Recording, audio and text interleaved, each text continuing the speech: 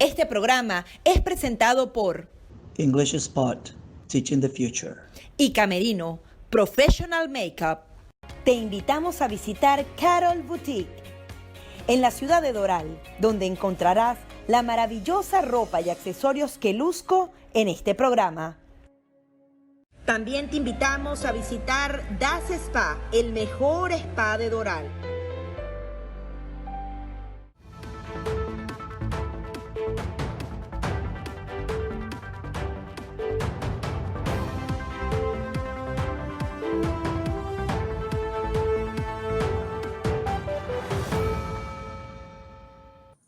Bienvenidos una vez más a nuestro programa Perspectivas. Les saluda Gaby Peroso. En esta ocasión vamos a hablar nuevamente de la crisis generalizada que se vive en Venezuela.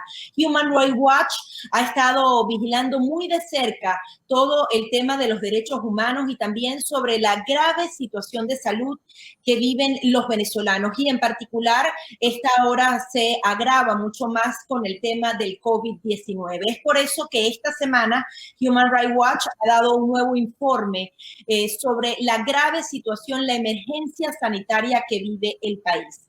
Es por ello que hemos invitado a nuestro programa en el día de hoy a Tamara Tarasiuk. Ella es subdirectora para las Américas de esta organización. Muchísimas gracias.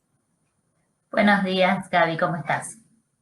Quería que nos comentaras un poco, tuvieron entrevistas con algunos doctores y me llamaba mucho la atención en lo que fue la conferencia de prensa, que iban a cosas muy sencillas. Los médicos no tienen cómo lavarse las manos, cómo enfrentar una pandemia ante carencias tan básicas.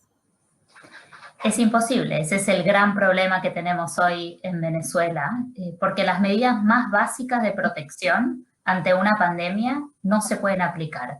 El 25% de los hogares en Venezuela tiene poco o ningún acceso al agua.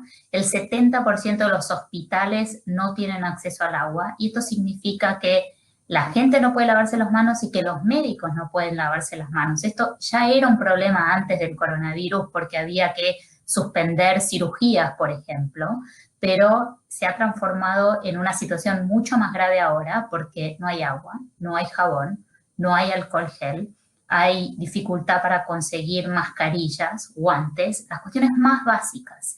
Y esto ocurre, Gaby, en un contexto en el cual también existe hacinamiento en las cárceles, hacinamiento en los barrios populares, existe una deliberada falta de transparencia por parte de las autoridades y un hostigamiento y persecución a médicos, a periodistas que tratan de informar sobre la realidad en el país. Es por esto que nosotros, a través de toda esta investigación, llegamos a la conclusión, junto con los doctores de Johns Hopkins, que los números que salen de Venezuela, las cifras, no son creíbles. Quería que nos dieras los puntos más importantes de este informe que justamente se está haciendo con esta universidad, que prácticamente lleva la estadística mundial de lo que ocurre. ¿En Venezuela esas cifras son confiables? No lo son. Es imposible creer que en este contexto que te describía recién, en Venezuela hay 1.200 casos, unos 10 heridos hasta hace un par de días, unos 10 muertos, perdón, hasta hace un par de días. ¿Cómo puede ser que en un lugar donde las autoridades esconden la realidad, persiguen a los que tratan de hacerla pública y no hay ninguna medida básica de prevención que pueda aplicarse de manera generalizada, exista solo esa cantidad de casos? Las autoridades lo que van a decir es que ellos han hecho cientos de miles de casos, pero esos son test rápidos, que según los médicos de Johns Hopkins con los que hicimos este trabajo, tienen un alto riesgo de no ser confiables porque no detectan siempre el virus, depende de que en qué día de los 14 días desde que la persona es infectada se hace, entonces dan muchos falsos negativos. La cantidad de tests confiables que se han hecho en Venezuela son alrededor de 16.000 para todo el país. Ustedes hacían algunas descripciones, médicos que se tienen que lavar las manos con el agua del aire acondicionado. Quería que nos comentara justamente esos detalles reveladores que dan estos médicos que pueden hablar con ustedes y que normalmente dentro de Venezuela no pueden dar esta información porque están amenazados, incluso lo tienen que hacer de manera anónima. ¿Es así? Es así, ese es uno de los ejemplos que a mí personalmente me llamó más la atención. Otro de los temas que son llamativos de lo que dicen los médicos son, por ejemplo, que los pacientes tienen que llevar su propia agua para ser admitidos a los hospitales. En algunos lugares nos han dicho que tienen que llevar 25 litros de agua para poder ingresar al hospital.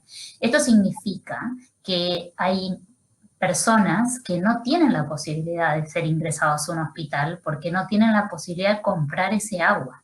Y el agua que llevan los pacientes es agua para tomar, para limpiar el hospital, incluso para tirar la cadena del inodoro. Y una cosa que también es muy sorprendente que nos dijeron algunos médicos, por ejemplo, es que hay hospitales en Venezuela donde uno entra y no hay olor a limpio, porque no hay desinfectante, y el olor es nauseabundo.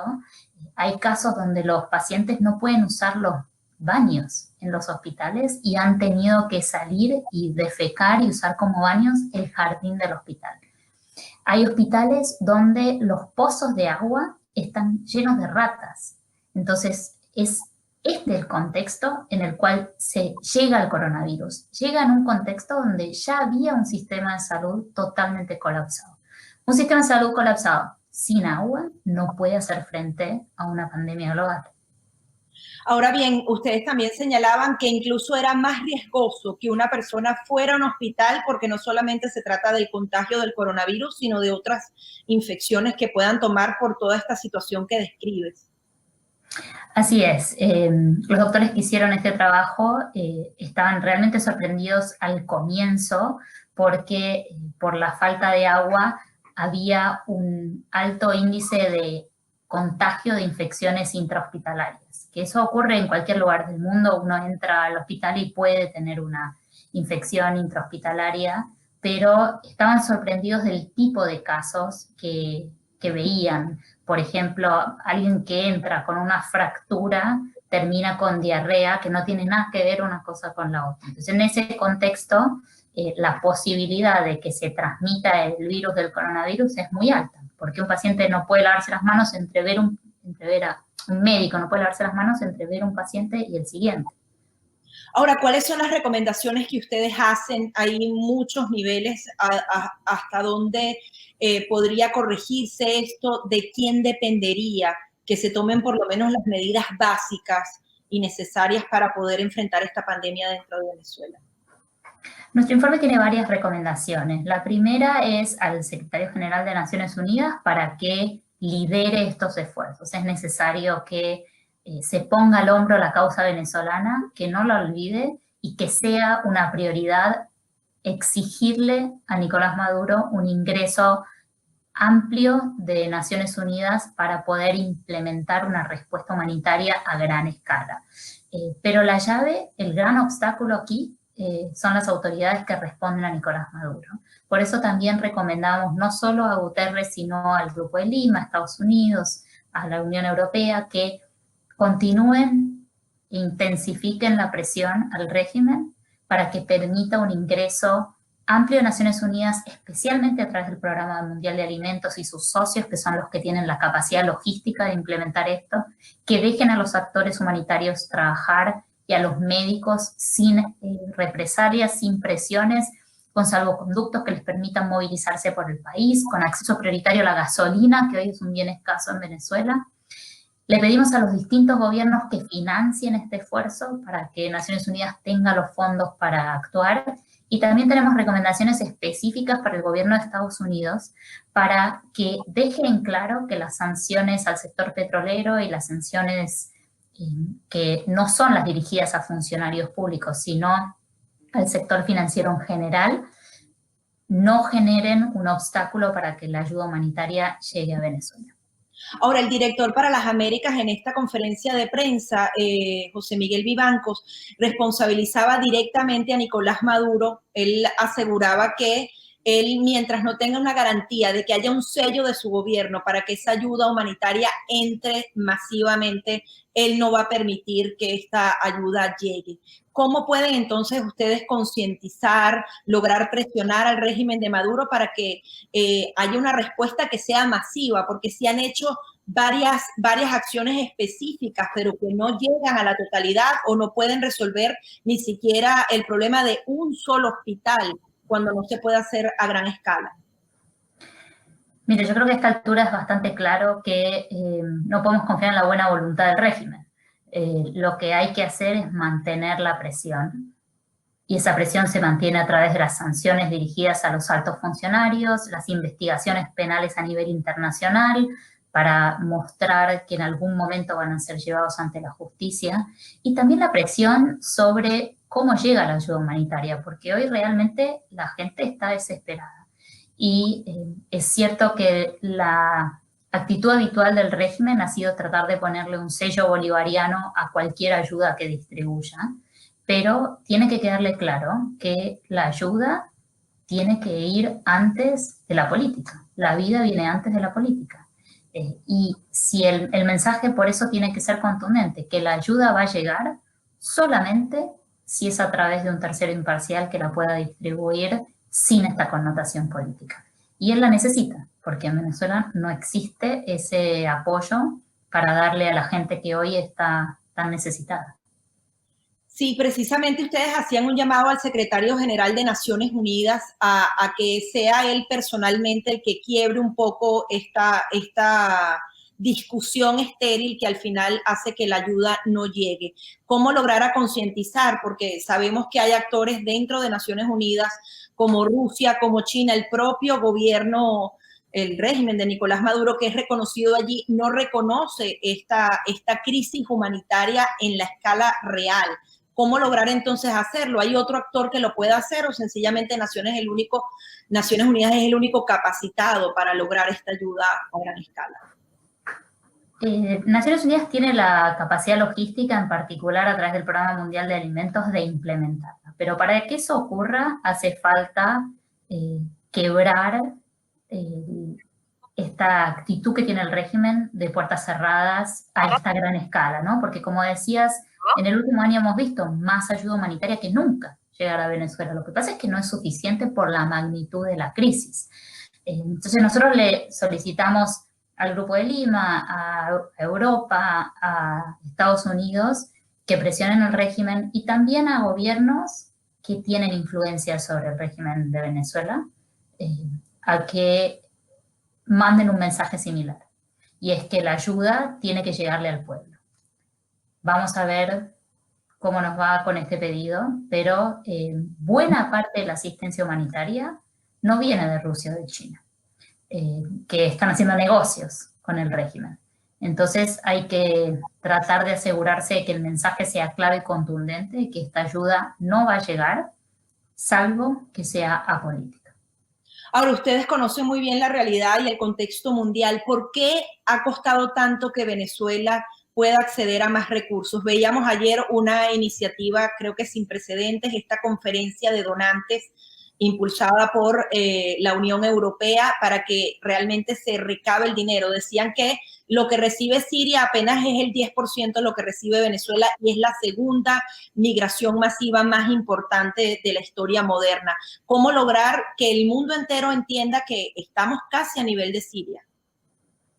Yo creo que es importante entender que el apoyo que se logró ayer para los exiliados, los refugiados venezolanos, es importantísimo, porque están realmente en una situación donde necesitan todo el apoyo y necesitan también presión para que los gobiernos que los reciben les den un estatus legal que les permita trabajar y rehacer sus vidas, que es lo que la mayoría quiere. Pero es cierto que estos temas están vinculados. La crisis dentro de Venezuela es lo que genera que esta gente se vaya. Y estamos viendo algunos miles de venezolanos que están sintiendo que necesitan volver por lo mal que están en algunos países en Latinoamérica en este contexto de pandemia para estar cerca de sus familias, pero lo hacen temporariamente y se volverán a ir.